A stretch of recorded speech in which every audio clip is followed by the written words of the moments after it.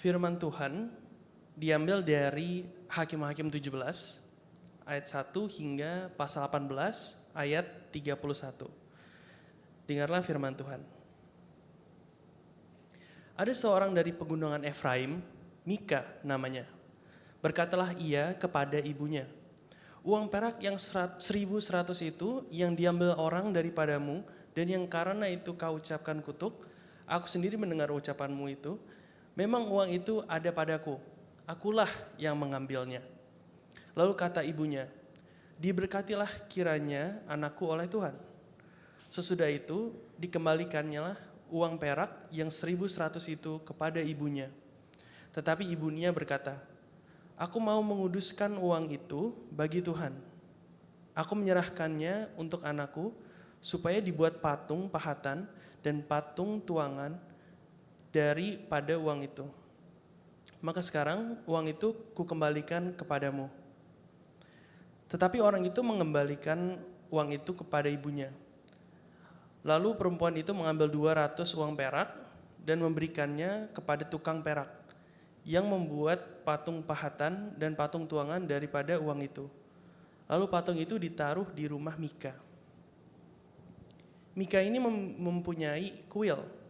Dibuatnya lah efod dan terafim. Ditahbiskannya salah seorang anaknya laki-laki yang menjadi imamnya. Pada zaman itu, tidak ada raja di antara orang Israel. Setiap orang berbuat apa yang benar menurut pandangannya sendiri. Maka ada seorang muda dari Bethlehem Yehuda, dari kaum Yehuda. Ia seorang Lewi dan tinggal di sana sebagai pendatang. Lalu orang itu keluar dari kota Bethlehem Yehuda untuk menetap sebagai pendatang di mana saja ia mendapat tempat. Dan dalam perjalanannya itu, sampailah ia ke pegunungan Efraim di rumah Mika. Bertanyalah Mika kepadanya, "Engkau dari mana?" Jawabnya kepadanya, "Aku orang Lewi dari Bethlehem Yehuda, dan aku pergi untuk menetap sebagai pendatang di mana saja aku mendapat tempat."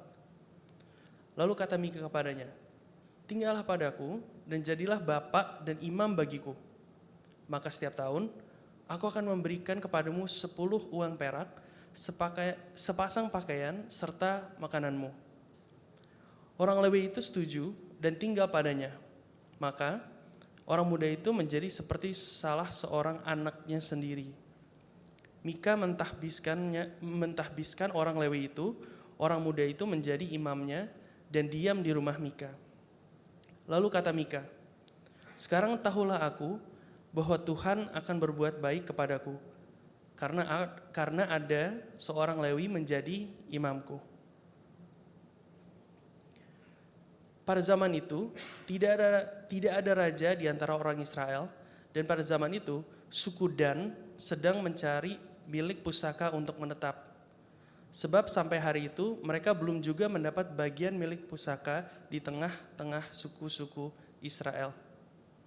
Sebab itu Bani Dan menyuruh dari kaumnya 5 orang dari seluruh jumlah mereka, semuanya orang-orang yang gagah perkasa, yang berasal dari Zora dan Esitaol, untuk mengintai negeri itu dan menyelidikinya, serta berkata kepada mereka, "Pergilah menyelidiki negeri itu." Ketika orang-orang itu sampai ke pegunungan Efraim di rumah Mika, bermalamlah mereka di sana. Ketika mereka ada dekat rumah Mika itu, dikenal merekalah logat orang muda suku Lewi itu. Lalu singgahlah mereka ke sana dan berkata kepadanya, "Siapakah yang membawa engkau kemari? Apakah pekerjaanmu dan urusanmu di sini?" Katanya kepada mereka, "Begitulah dilakukan Mika kepadaku.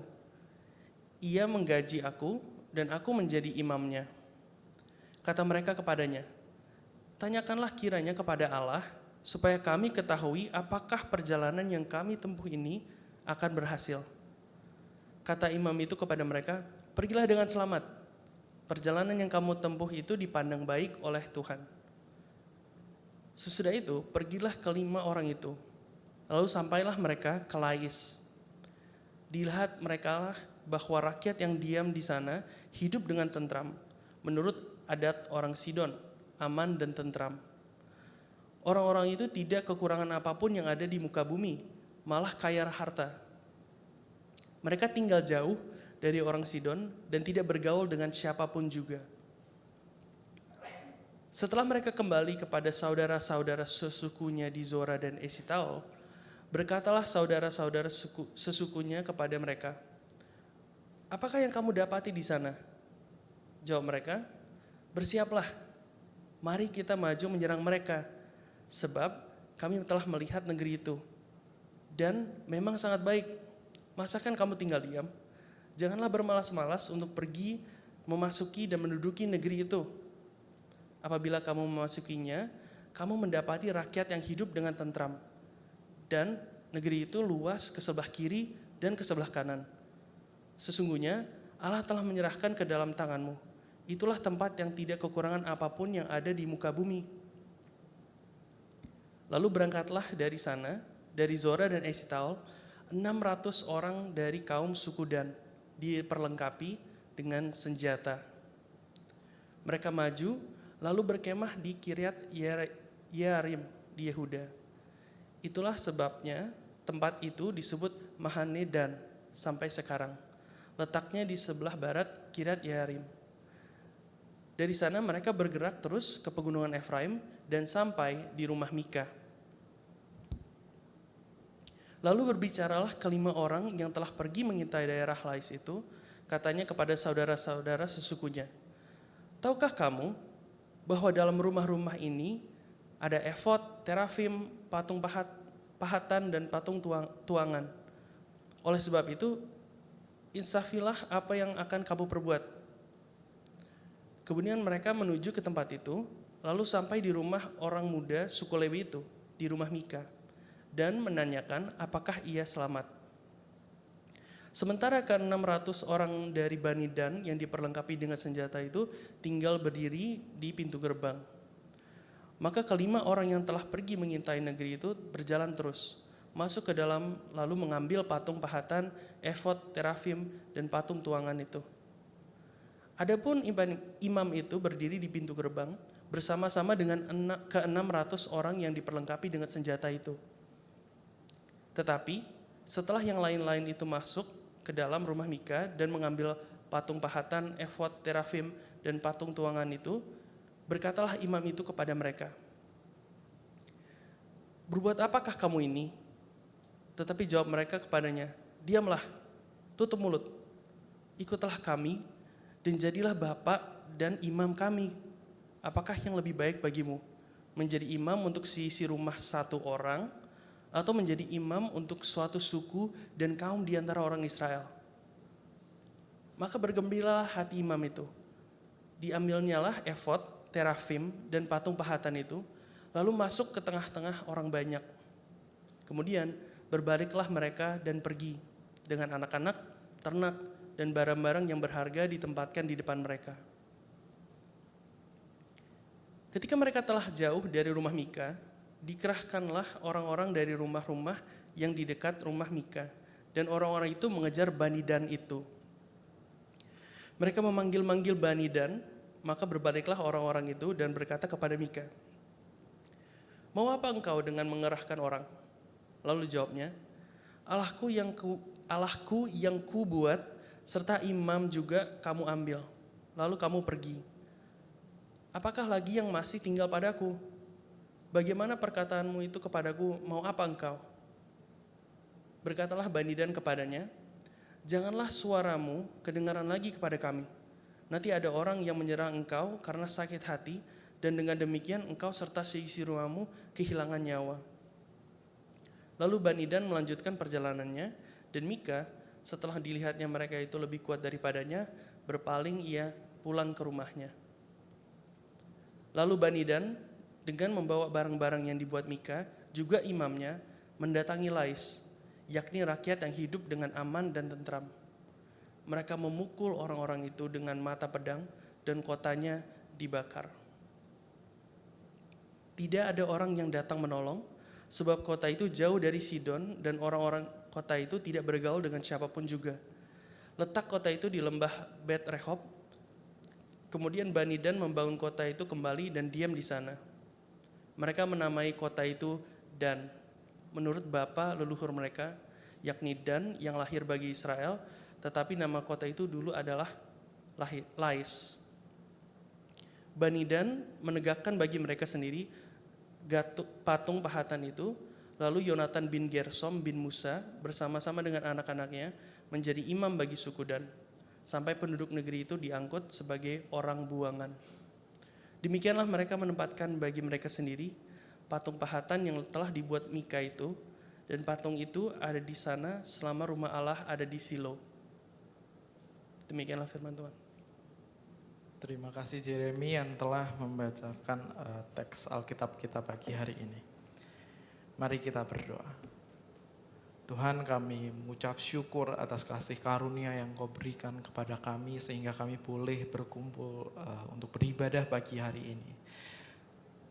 Tuhan, kami datang dengan pemikiran kami datang dengan hati kami yang berdosa, kami mungkin datang ingin mempersuasi Tuhan, kami mungkin datang dengan gambaran tentang Tuhan yang sesuai kami inginkan dan bukan apa Allah yang benar. Tuhan, kami mau tunduk di bawah firman-Mu, kami mau tunduk di bawah otoritas-Mu. Biar firman-Mu yang membentuk kami, biar Engkau sendiri Tuhan yang mengubah hati kami. Kami serahkan Tuhan pemberitaan firman pagi hari ini di dalam tangan-Mu. Di dalam nama Tuhan Yesus kami berdoa, amin.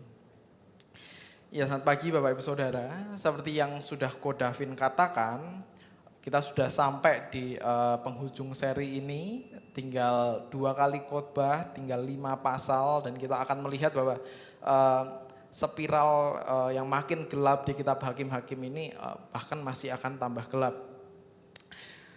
Oke, kita akan bahas teks kita akan renungkan pasal 17 sampai 18 ini. Saudara, hari ini kita hidup di zaman yang dimana segala sesuatu itu bisa di-custom, di mana segala sesuatu itu bisa dipersonalisasi sesuai dengan keinginan kita. HP kita bisa di-custom sesuai apa yang kita ingin. Playlist musik kita, kalau kita dengar Spotify gitu ya, pasti kayak iklan gitu, kayak makanya pakai premium supaya bisa sesuai gitu apa yang kamu mau gitu kan. Terus bahkan minuman kita, kopi, teh, kita sekarang bisa minta gulanya seberapa, esnya seberapa, kopinya mau berapa banyak. Mungkin nanti lain hari gelasnya juga bisa, saudara. Nah, saudara, segala yang kita lakukan tuh tanpa kita sadari itu sudah dikustomisasi sedemikian rupa supaya sesuai dengan keinginan kita.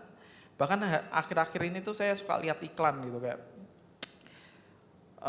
parfum Anda itu harus cocok untuk Anda seorang gitu. Semuanya tuh udah dibuat sepersonal mungkin. Reel kita, fit yang kita lihat, semua sudah sesuai dengan apa. Fit kita pasti beda. Fit saya dengan fit Ko Davin pasti beda. Nah, karena semuanya sudah diatur sedemikian rupa. Hidup kita rasanya ada algoritma yang mengaturnya, saudara. Dan saudara, ini semua normal. Ini semua adalah apa yang memang kita inginkan. Semua sesuai yang saya butuhkan, kebutuhan kita lain-lain. Pekerjaan kita lain-lain, pemikiran kita lain-lain. Kita mau semuanya di-custom sesuai dengan kepribadian kita sendiri. Dan diam-diam saudara, tanpa kita sadari, kebiasaan ini, pola pikir ini, merasuk ke dalam hidup kita sampai ke dalam kerohanian kita. Sehingga saudara, yang ingin kita custom lama-lama Tuhan, saudara. Saudara, mungkin kita sering dengar ucapan-ucapan kayak gini ya. Saya rasa Tuhan itu kayak gini loh. Saya pikir Tuhan itu kayak gini. Saya pikir, saya rasa. Saya tuh suka gaya ibadah yang seperti ini. Cara ibadah yang kayak gini nih. Aku cocoknya yang ini nih. Kalau yang sepi saya nggak cocok. Atau kalau yang rame saya nggak cocok. Saya baca Alkitab tapi saya rasa nafsirnya kayak gitu deh. Nggak cocok. Saya pindah gereja karena nggak cocok nih tafsirannya kayak gini. Kita mau yang sesuai, saudara. Sesuai dengan preferensi kita. dan bukan sesuai dengan apa yang Allah nyatakan. Nah, saudara, apa yang terjadi ketika umat Allah, ketika kita mau merancang ulang Allah, ketika kita mau mendefinisikan Allah ulang sesuai dengan definisi kita sendiri. Saudara, inilah pertanyaan yang akan dijawab oleh perenungan kita pagi hari ini dari Hakim-Hakim 17 sampai 18. Saudara, di pasal-pasal ini nggak ada perang besar, nggak ada tokoh yang jahat, yang menonjol gitu. Nggak ada juga penyelamatan yang dramatis, pasalnya rasanya datar ya, kayak cerita gitu aja ya. Ada sebuah keluarga biasa yang tenang-tenang menata ulang menurut selera mereka sendiri, saudara. Dan saudara, hal yang terjadi kepada keluarga Mika, di mana mereka dengan tenang membuat Allah mereka sendiri, itu juga hal yang mungkin bisa terjadi kepada kita. Bahkan potensinya sangat besar sedang terjadi kepada kita hari ini. Oleh sebab itu mari kita renungkan firman pagi hari ini, saudara. Karena setiap kita rentan untuk mendefinisikan ulang Allah, merancang ulang Allah sesuai dengan keinginan kita sendiri. Saudara, kita sejauh ini kita sudah lihat hakim-hakim, hakim demi hakim bangkit lalu jatuh. Kita lihat Otniel, Deborah, Gideon, Yefta, Simpson, masing-masing makin kompromis dibandingkan pendahulunya, masing-masing makin rusak, makin bobrok. Dan terakhir kita lihat Simpson kemarin, ketika dia mati, saudara, orang Filistin tuh masih tetap berkuasa. Dia hidup sesukanya, dia menggunakan karunia yang Allah dia berikan, bukan untuk kepentingan bangsa, bukan untuk apa yang Allah katakan, tapi hanya untuk keinginannya. Dan mungkin kita rasa yang kemarin itu hakim-hakim ini udah tambah parah, tambah paling bobrok gitu. Tapi saudara, penulis kitab hakim-hakim ini belum selesai seperti yang kita lihat. Sekarang kita ditarik untuk menarik sudut pandang kita lebih jauh. Kita mau lihat sekarang bukan lagi apa yang bangsa lain lakukan ke Israel, bukan bangsa ini menyerang Israel lalu Israel dipulihkan, hakim yang tambah bobrok, tapi sekarang kita mau melihat bagaimana kebusukan itu memang terjadi di dalam Israel. Kisahnya sekarang bukan Israel lagi menyembah Allah lain. Kisahnya sekarang adalah Israel yang masih menyebut nama Tuhan. Mereka memohon berkat kepada Tuhan ini. Tetapi saudara, setiap tindakan religius yang akan kita lihat, setiap penyembahan yang Mika lakukan, yang nampaknya sangat religius, ternyata tidak sesuai dengan apa yang Allah inginkan. Karena rancangan ibadah yang Mika buat bukanlah apa yang Allah rancangkan. Saudara, dalam 2 pasal ini kita melihat 2 kali dikatakan, pada zaman itu tidak ada raja di Israel, setiap orang berbuat apa yang benar menurut pandangannya sendiri. Saudara, kalimat ini penting untuk kita membaca 2 pasal ini dan pasal-pasal selanjutnya. Karena apa? Karena setiap kata Tuhan, setiap doa, setiap apa yang dilakukan, jangan percaya saudara. Kenapa? Karena itu semua dilakukan menurut pandangannya sendiri. Apa yang benar menurut pandangannya sendiri. Ini bukan apa yang Allah mau, tetapi apa yang mereka lakukan menurut apa yang mereka suka, apa yang sudah mereka custom, saudara. Saudara, pagi ini kita akan melihat bahwa ketika umat Allah, kita tidak mau tunduk kepada pemerintahan Tuhan, ketika kita berkompromi terhadap perintah Tuhan, terhadap otoritas Tuhan, dan kita melakukan sebaliknya, apa yang kita suka, sebenarnya saudara, yang sedang kita lakukan adalah kita sedang membentuk ulang Tuhan. Saudara, ketidaktaatan kita sembari kita masih menyembah Tuhan, sebenarnya kita sedang membentuk ulang Tuhan, kita merekonstruksi Tuhan menurut pemikiran kita. Dan kompromi-kompromi yang sifatnya pribadi ini kita akan lihat menjalar kepada keluarga, komunitas, dan ibadah kita secara publik. Dan hanya Kristus yang dapat menyelamatkan kita. Kita akan merenungkan bagian ini dalam 3 poin. Poin 1, kepercayaan pribadi berubah menjadi ibadah buatan sendiri. Poin 2, ibadah palsu mencari pembenaran. Dan poin 3, ibadah palsu tidak pernah berhenti sebagai urusan pribadi. Kita masuk ke bagian pertama. Kepercayaan pribadi berubah menjadi ibadah buatan sendiri. Saudara, kisah ini dibuka dengan seorang bernama Mika, saudara. dari pegunungan Efraim. Dan sejak awal saudara, sebenarnya penulis ini sudah menyampaikan sebuah ironi kepada kita. Karena nama Mika saudara berarti siapakah seperti Tuhan.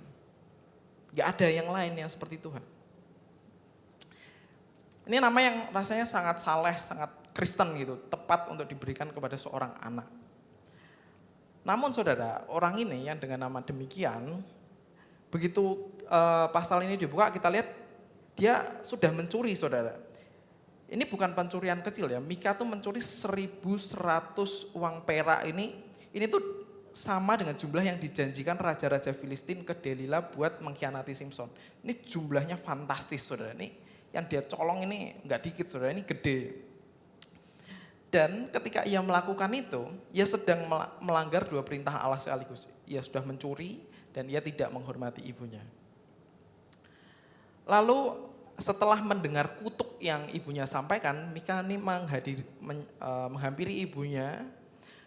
Lalu karena ketakutan saudara, karena Mika ketakutan akan dikutuk, ia mengatakan ke ibunya supaya dia ngaku, ini aku yang ngambil. Supaya kutuknya dicabut. Bukan karena Mika mau bertobat, bukan karena Mika merasa bersalah, bukan. Karena ia takut dikutuk, makanya ia kembalikan.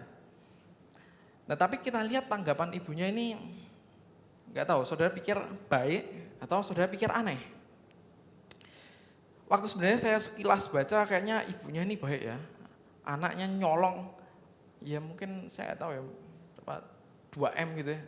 Terus ini ibunya cuma ngutuk-ngutuk, ini kurang ajar nih yang ambil. Kutuk. Terus anak ini balik, sorry ini saya yang ambil. Terus ibunya bilang, waduh diberkatilah anakku oleh Tuhan. Saudara kalau punya ibu kayak gini gimana saudara? Oh bahagia saudara, malingnya tiap hari.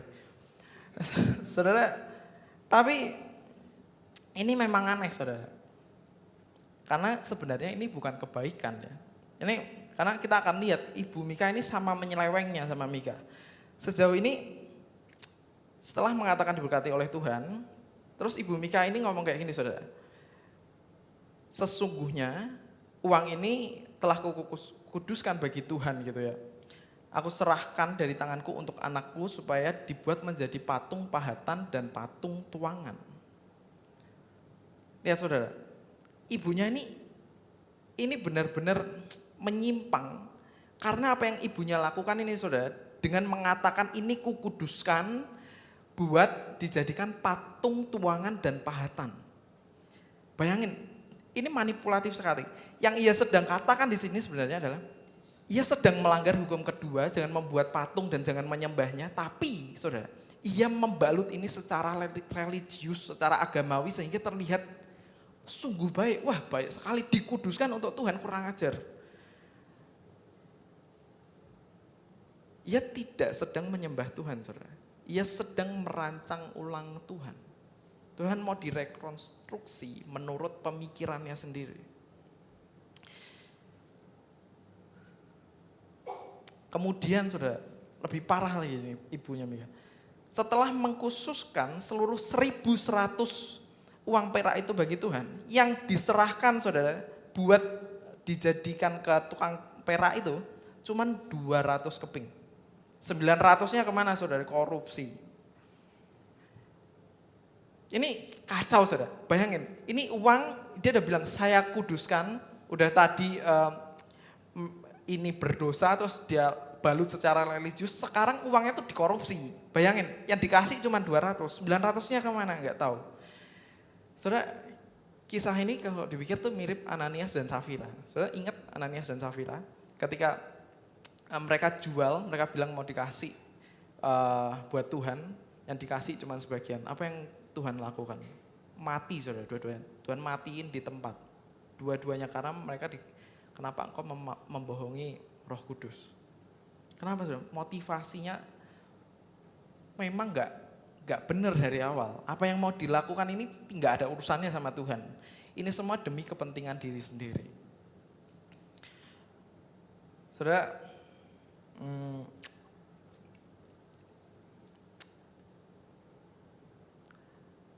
Mika lalu kita lihat membangun rumah Allah pribadi di rumahnya sendiri. Dia punya kuil, dia buat efod, dia buat akhirnya patung-patung berhala itu. Lalu saudara, ia mengangkat anaknya sendiri jadi imam. Dan kalau kita lihat, unsur-unsur ibadah ini sudah ada saudara. Sudah ada tempat kudus, sudah ada imam, sudah ada benda-benda kudus. Tapi yang kita tahu saudara, semua ini dirancang oleh pemikiran Mika sendiri. Enggak ada yang dilakukan sesuai dengan perintah Allah.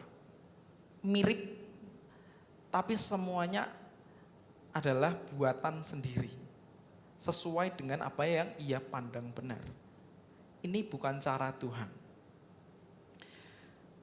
Dan itulah kenapa penulis mengatakan di ayat 6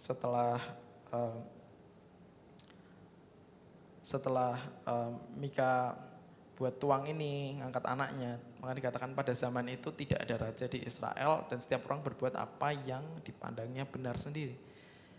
Karena memang ini semua bukan apa yang Tuhan inginkan. Saudara perhatikan, saudara, masalahnya di sini bukan ketidaksalehan, saudara. Masalahnya di sini keluarga Mika ini sibuk saleh, saudara, sibuk beragama, religius sekali. Tapi masalahnya, saudara, segala sesuatu yang mereka coba lakukan secara agamawi, secara religius ini, itu dilakukan secara otonom dari Tuhan. Ini ibadah yang terpisah dari kehendak Tuhan, dari perintah Tuhan. Ini dilakukan dengan pemikiran sendiri. Allah itu seperti ini, ibadah itu seperti ini. Tapi semuanya sesuai dengan apa yang saya pikir benar. Bukan apa yang Tuhan katakan benar. Gak ada pertanyaan apa yang Allah perintahkan, gak ada kata-kata Allah memerintahkan. Tapi pertanyaannya ya, yang benar tuh menurutku kayak gimana, gaya yang aku suka yang kayak gimana. Saudara, ada gambaran yang mungkin bisa membantu kita membayangkan ini. Saudara, bayangkan saudara itu tukang yang dipasrahin untuk membangun gitu ya, terus ada arsitek yang menyerahkan blueprint ke saudara, sebuah jembatan, ini blueprintnya saudara tolong bangun. Udah diukur, udah dihitung bebannya, udah diuji. Tapi saudara merasa kayak nggak cocok nih ya, ini gambar ini kurang cocok. Jadi saudara edit sendiri waktu bangun, kayaknya sudutnya bagus, kita ganti lah. Bahannya ini kemahalan, kita ganti yang lebih murah lah. Ini arsitek ini gimana sih, yang murah ya, kita ganti semua sesuai dengan yang dia pikirkan. Nah, jembatan ini berubah saudara, jadi tidak mampu menahan beban yang akan ia tanggung. Sehingga akhirnya saudara, jembatan ini akan roboh. Karena jembatan ini cuma nampak bagus dari luar, tetapi esensinya udah nggak ada, sudah rusak saudara. Sudah tidak sesuai. Saudara, ibadah Mika kita lihat saudara, dari tadi itu membawa nama Tuhan. Ada nama Tuhan yang terus dibawa, tetapi saudara, seluruh struktur ibadah yang Mika buat adalah buatannya sendiri. Ini bukan spesifikasi yang Tuhan berikan, ini spesifikasi yang Mika buat sendiri. Dan saudara, hal seperti ini tuh kita rentan terhadapnya. Kita masih mengalami hal-hal seperti ini. Hari ini kita bisa menggunakan kosakata Kristen. Tapi sebenarnya di dalam pemikiran kita sudah rubah definisinya. Kita mengatakan itu dengan keyakinan yang berbeda. Yang kita tanya juga saudara, mungkin dalam ibadah-ibadah kita, dalam pembacaan firman yang kita lakukan, bukan lagi apa yang Tuhan katakan, apa yang sebenarnya Tuhan katakan. Tapi yang kita mulai tanyakan adalah, apa maknanya bagi saya? Mungkin yang lebih umum adalah, saya dapat apa hari ini? Saya dapat apa dalam ibadah hari ini? Setiap kali ibadah kita tanya, saya dapat apa?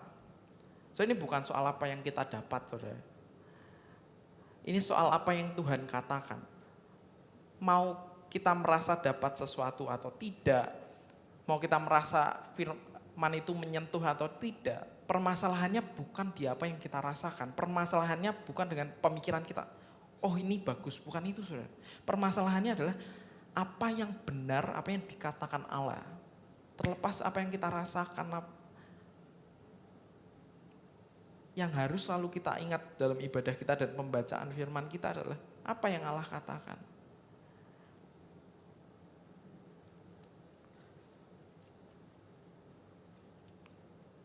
Maka pertanyaannya saudara bagi kita pagi hari ini adalah,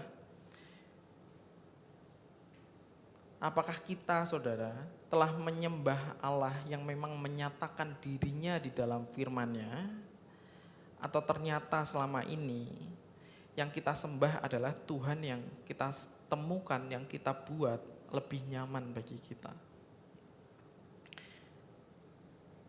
Saudara, kita akan masuk ke poin kedua, ibadah palsu mencari pembenaran.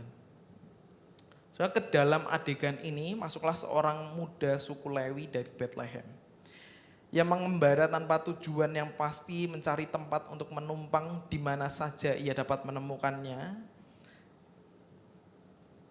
Saudara, sebenarnya waktu saya baca ini saya kayak ingat lagu Kemana Saja. Itu kayak wah luar biasa nih orang Lewi ini. Kemana saja lah, di mana ada saya mau beritain firman itu. Tapi ternyata enggak begitu yang terjadi, saudara. Jadi orang Lewi ini seharusnya, saudara, yang ia lakukan adalah menjaga kemurnian ibadah Israel, mengarahkan umat kembali kepada tempat kudus yang sesungguhnya ditetapkan Allah. Tapi sebaliknya, yang ia lakukan adalah orang Lewi ini mengembara cari pekerjaan. Dia lagi hunting job, saudara. Gue butuh kerjaan, dia ya keliling, saya butuh kerjaan. Lalu Mika melihat kesempatan ini, saudara. Ia menawarkan kepada orang Lewi yang gak punya kerjaan, lagi nyari kerjaan ini, tinggallah padaku dan jadilah bapak dan imam bagiku. Maka aku akan memberikan kepadamu 10 uang perak setahun dan pakaian serta makananmu. Orang Lewi ini gak ragu, langsung dapat kerjaan, saudara. Jadi imam, dapat makan, dapat pakaian, dapat tempat tinggal, dapat bayaran. Perhatikan saudara apa yang Mika katakan ketika dia dapat orang Lewi ini. Mika mengatakan, sekarang aku tahu bahwa Tuhan akan berbuat baik kepadaku sebab orang Lewi telah menjadi imamku. Saudara, perkataan Mika ini saudara, ia lihat keyakinannya ini bukan karena ia sudah menghancurkan patungnya masih ada. Bukan dia karena sudah bertobat atau menaati firman Tuhan, bukan saudara. Keyakinan ini ketika dia menggunakan nama Tuhan di sini saudara, ia itu yakin bahwa Tuhan itu ada di pihaknya karena sekarang dia punya sertifikat agamawi. Sekarang ibadahnya tuh rasanya tuh lebih ada kredensialnya. Ini legit ini sekarang, ada imamnya, ada rumahnya. Sekarang imamnya kemarin kan diangkat-angkat sendirian ya. Sekarang memang orang Lewi, udah mantap lah pokoknya. Makanya dia yakin, makanya dia bisa ngomong kayak gini. Rasanya tuh kayak naik kelas, saudara. Dia secara rohani itu dia berasa naik kelas, lebih tinggi, karena udah ada legitimasi yang kayak Tuhan kirim orang Lewi. Padahal legitimasi ini palsu, saudara. Pembenaran yang ia rasakan itu, rasanya udah mantep ini, rasanya udah benar ini palsu. Kenapa? Karena pembenaran yang dia miliki ini dia beli dengan harga tempat tinggal dan makanan. Saudara. Orang Lewi ini dibeli, saudara. Dan orang Lewi ini kita lihat, saudara, memang enggak benar. Dia sama kompromisnya dengan Mika. Karena kita lihat saudara di pasal 18 ketika pengintai suku Dan lewat itu saudara, lalu mereka dengar logatnya, mereka diajak ngomong, si Lewi ini diajak ngomong, yang ngomong begini keadaanku, ia mengupah aku dan aku menjadi imamnya. Ini memang yang aku lakukan, aku diupah untuk jadi imam. Bukan bahwa ia melayani di tempat yang sudah ditetapkan Allah. Karena ada tempat yang sudah ditetapkan Allah di mana ia harus melayani. Tapi enggak saudara, ya ini aku diupah, aku jadi imamnya dia karena apa? Karena diupah. Dan kita lihat di dalam pasal 18 ini, ketika suku Dan ini menawarkan saudara, buat orang Lewi ini kerja buat mereka, yang manakah lebih baik bagimu? Jadi imam seisi rumah satu orang atau jadi imam bagi satu suku kaum bangsa Israel? Ditulis bahwa lalu giranglah hati imam itu. Lihat saudara, hati imam ini seperti apa? Hati orang Lewi ini seperti apa? Lalu giranglah hati imam itu. yang dia cari, saudara, imam ini di sini, dia tidak sedang mengerjakan apa yang benar di hadapan Allah, ia sedang melakukan untuk dirinya sendiri. Lagi-lagi ini dilakukan untuk dirinya sendiri, apa yang ia anggap benar. Ya saya melakukan pekerjaan ya buat Tuhan, dapat gaji, apa salahnya? Saudara, tapi ini bukan apa yang Tuhan mau. Ini apa yang dia pikirkan menurut pikirannya sendiri, saudara. Saudara, pada orang Lewi ini gak ada kesetiaan dan gak ada kebenaran yang tertuju kepada Tuhan. Hatinya hanya tertuju kepada peluang yang lebih menguntungkan, saudara. Saudara, bahaya dari ibadah yang palsu itu mungkin saya bisa gambarkan kayak uang palsu, saudara. Uang palsu itu, saudara, berbahaya karena ia terlihat sama seperti yang asli. Kalau itu kelihatan uang mainan yang anak-anak pakai itu nggak bahaya, kelihatan salah. Siapa yang mau beli pakai itu nggak bisa. Tapi ketika uang palsu ini kertasnya beratnya sama, warnanya sama, watermarknya sama, semuanya sama. Tapi cuma satu, saudara, yang membedakan. Uang palsu ini tidak bernilai, nggak punya nilai tukar. Saudara, ibadah yang palsu itu kayak gitu. Ketika ibadah itu dibalut dengan kredensial yang rasanya mantep nih. Ada pengkhotbah besar, khotbahnya mantep banget nih, karismatik luar biasa. Ada gelarnya panjang, saudara. Mungkin apalah pastor, doktor apa, ada kan yang panjang kayak gitu. Panggungnya besar, tampilannya tuh legit rohani, semua kata-katanya rohani. Saudara, gerejanya besar, riwayat pelayanannya mengesankan, sukses, ibadahnya rame, banyak orang datang.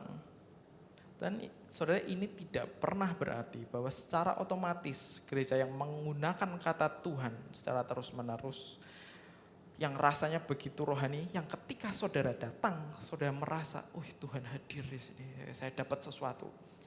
Itu berarti Tuhan ada di dalamnya.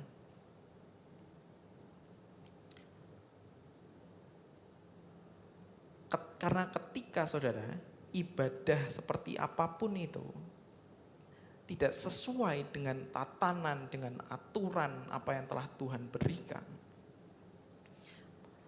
maka sebenarnya ibadah itu palsu. Dan Tuhan tidak berkenan, saudara. Itu adalah apa yang kita buat dengan pola pikir kita sendiri, apa yang kita inginkan demi keinginan kita.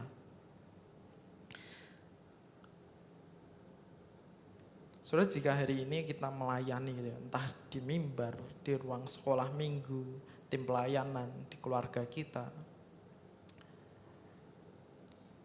saudara, pelayanan itu, saudara, tidak pernah dimaksudkan buat menjadi tangga karir. Saudara merasa aneh ya kalau saya ngomong kayak gitu? Emangnya ada ya orang yang berpikir bahwa pelayanan itu jadi tangga karir gitu? Orang awam masa berpikir seperti itu? Tapi hal ini real, saudara. Karena yang bisa membuat kita ingin melayani lebih tidak selalu harus melayani Tuhan. Tapi bisa saja tanpa sadar yang kita inginkan adalah memiliki kekuasaan yang lebih besar, dipandang orang. Kalau saya jadi pelayan Tuhan penuh waktu, atau kalau saya jadi pelayan yang main terus, atau kalau saya jadi majelis, saya jadi penatua, saya jadi deacon, apa yang saya katakan meter, saudara. Orang harus dengar. Saya berarti lebih rohani lagi. Saya sudah rohani dong. Saya punya tahapan di atas yang lain. Kita bisa merasakan seperti itu dan tanpa sadar kita bisa mengejar itu, saudara. yang kita perlu tanya saudara secara jujur kepada diri kita ketika kita melayani, ketika kita mau melayani dimanapun itu ya saudara, bisa di gereja, di rumah. Apakah itu terjadi karena ada firman Allah yang rasanya menarik kita untuk kita melayani kebenarannya, kita mau menyampaikan apa yang benar, melakukan apa yang benar di hadapan Allah, atau yang kita pikirkan tanpa sadar ada peluang, ada pengaruh yang akan kita miliki ketika kita memiliki jabatan-jabatan tertentu. Dan saudara, kita perlu ingat saudara, bahkan ketika kita tidak melayani, ketika kita bergereja di satu gereja, jangan sampai kita keliru saudara, mengira bahwa tanda perkenanan Allah itu adalah kesuksesan lahiriah. Saudara, kita bisa juga berpikir bahwa Tuhan berkenan kepada saya karena apa? Saya dapat berkat dari Tuhan. Pekerjaan saya lancar nih. Keluarga saya sakit jadi sehat nih. Jemaat di sini bertambah banyak nih. Terus kita berpikir bahwa Allah tuh sedang berkenan bahwa apa yang kita lakukan adalah benar, saudara.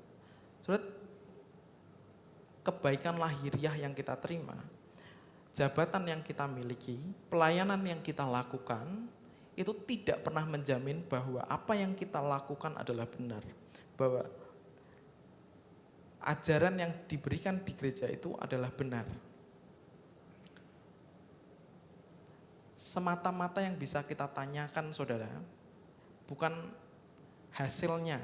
Yang kita bisa tanyakan adalah jika apakah ibadah ini benar, apakah hidup kita benar adalah apakah semua yang kita lakukan memang sesuai dengan apa yang Tuhan katakan dalam firman-Nya.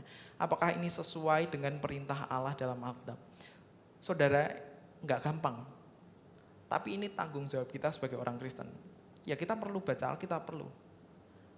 Kita perlu mencari ajaran yang benar, perlu. Karena kita perlu tahu apakah gereja kita benar, apakah yang kita lakukan benar. Dan itu semua cuma bisa divalidasi oleh Alkitab, saudara. Kita perlu baca Alkitab. Karena kita perlu tahu apakah yang selama ini kita lakukan benar-benar diatur oleh firman Allah atau semata-mata karena populer. Karena kita suka. Karena kita mau menarik lebih banyak orang. Karena apa? So, kita masuk ke poin ketiga, ibadah palsu tidak pernah berhenti sebagai urusan pribadi. Saudara, suku Dan yang bahkan setelah beberapa generasi nih ya, sejak penaklukan Kanaan itu masih belum memiliki warisan tanah yang aman. Mereka mengirimkan para pengintai ke utara dan akhirnya mengerahkan 600 orang bersenjata untuk merebut kota Lais yang damai dan tidak memiliki pertahanan. Suku Dan ini mereka membunuh penduduknya dengan pedang, membakar kota itu hingga rata dengan tanah, lalu membangunnya kembali dan menamainya kembali menurut nama nenek moyang mereka, Dan. Lalu yang mereka lakukan saudara, di tempat yang mereka rebut, mereka bumi hanguskan, lalu mereka tegakkan kembali ini adalah mereka menegakkan sebuah tempat kudus, sebuah rumah Allah yang di dalamnya tuh curian dari Mika, sebuah tempat kudus resmi milik mereka sendiri, rumah Allah milik suku Dan sendiri, mereka buat di tempat itu saudara. Saudara, pertama kita lihat tadi kompromi itu terjadi di pribadi Mika, lalu kita lihat ternyata itu ada di keluarganya. Sekarang kita lihat itu sekarang ada di satu suku. Sekarang rumah ibadah ini adalah rumah ibadah yang legal, saudara. Kompromi dan penyimpangan ini sekarang tambah besar dan menjadi legal akhirnya. Dan saudara, yang lebih mengerikan lagi kalau kita lihat, di ayat penutup ini kita lihat di pasal 18 ayat 30, yang memimpin tempat kudus ini, yang tidak kudus, itu adalah, Lewi ini adalah Yonatan bin Gersom bin Musa, saudara. Ini keturunan Musa yang sedang memimpin sebuah ibadah yang tidak setia kepada Tuhan. Mari kita pikirkan sejenak, saudara. Ini keturunan Musa, orang yang berdiri di hadapan Tuhan, orang yang naik ke Gunung Sinai, yang melihat sendiri kemuliaan Allah. Siapa Musa? Dia meremukan loh-loh batu karena ada patung lembu emas itu, saudara. Tapi kita lihat garis keturunannya melayani berhala di Dan. Saudara, bahkan saudara, warisan rohani Israel yang rasanya tuh paling suci sekalipun tidak dapat dengan sendirinya menjamin kesetiaan pada Allah. Kalau kita lahir dari keluarga yang begitu Kristen, kalau kita lahir dari nenek moyang kita ada pendeta gitu, itu tidak menjamin kita bisa setia terhadap Allah. Mari kita lihat saudara perkembangannya lagi dari awal. Satu barang curian, satu keluarga yang kompromi, satu imam upahan, satu suku yang murtad. Dan akhirnya saudara, generasi demi generasi setelah itu tuh beribadah secara palsu. Saudara, ini bukan kebetulan, ini cara dosa bekerja. Saudara, ini seperti sel kanker ya. Kanker itu saudara enggak pernah tiba-tiba kayak langsung gitu ya. Langsung stadium 4, tentu tidak. Kanker itu kan mulai dari satu sel saja. Lalu dia membelah diri, kita enggak tahu, kita enggak obati. Dan akhirnya saudara, sel kanker ini akan menyebar ke seluruh sistem tubuh kita. Sampai kita terkena dampaknya. Saudara, ibadah yang palsu itu saudara, diam-diam pada mulanya. Kita nggak tahu apa yang salah. Karena kita rasa benar. Karena kita pikir itu benar saudara.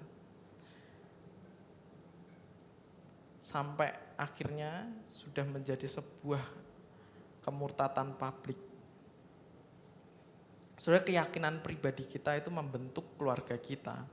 Keluarga kita membentuk gereja kita. Dan gereja-gereja kita membentuk komunitas Kristen.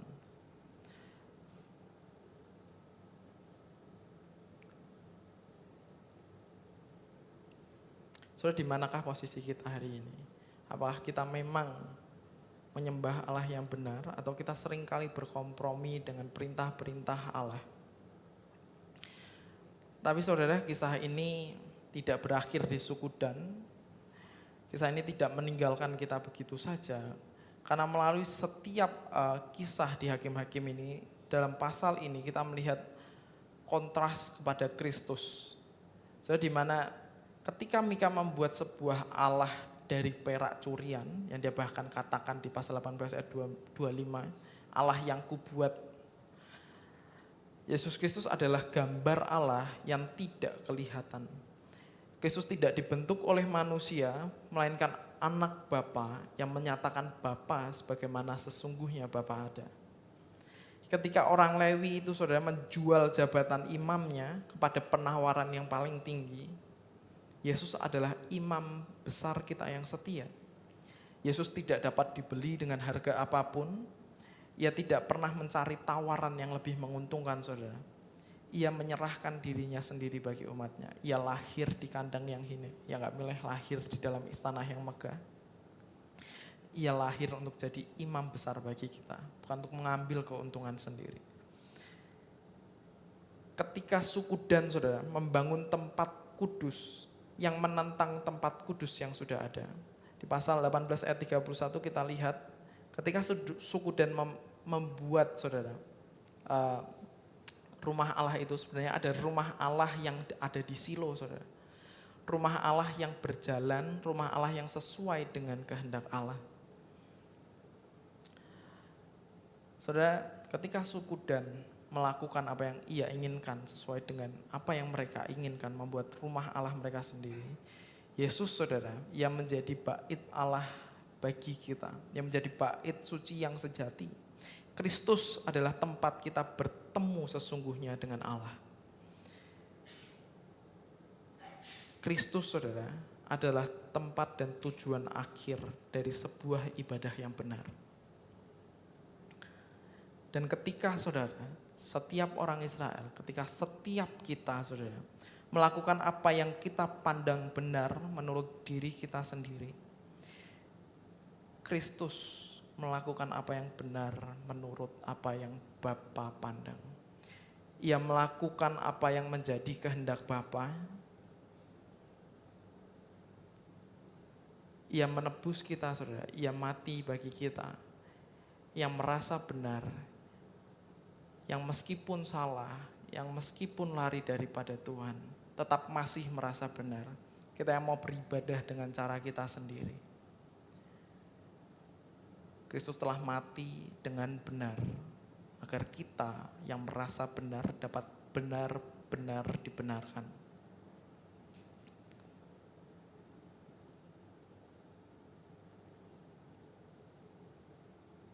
Saudara, jika rasanya berat bagi kita untuk sungguh-sungguh mengenal firman Allah yang benar, jika rasanya kita terlalu, saudara, kita diliputi oleh kabut keinginan kita, perkataan dunia luar, sehingga kita sangat sulit mendengarkan apa yang benar, apa yang dikatakan Allah, saudara. Kabar baiknya bagi kita, saudara, Yesus tidak meninggalkan kita. Ia ada bagi kita, Ia telah mengirimkan Roh Kudus-Nya. Saudara, ketika hari ini kita mau, saudara, tunduk kepada firman Allah dibandingkan dengan keinginan kita sendiri, hati kita yang keras, hati kita yang ingin apa yang benar, apa yang nyaman menurut diri kita sendiri, Kristus akan mengubahkannya. Dan kita akan menemukan, saudara, sukacita yang sejati dalam ibadah yang benar, bukan ibadah yang sesuai dengan keinginan kita. Mari kita berdoa. Tuhan, kami mengucap syukur atas setiap berkat dan kasih karunia-Mu di dalam kehidupan kami. Tapi biarlah kami, Tuhan, berfokus kepadamu. Apa yang Kau katakan, bukan kepada berkat-berkat-Mu, bukan kepada apa yang kami inginkan. Tuhan, kiranya Kau yang membentuk kami sesuai dengan kehendak-Mu. Kau yang membawa kami, Tuhan, seturut dengan kehendak-Mu. Biarlah apa yang kami inginkan, apa yang kami mau adalah apa yang Engkau mau. Biarlah kehidupan kami, Tuhan, sungguh adalah mengenai Engkau dan bukan mengenai diri kami. Serahkan, Tuhan, diri kami di dalam tangan-Mu. Di dalam nama Tuhan Yesus kami berdoa. Amin.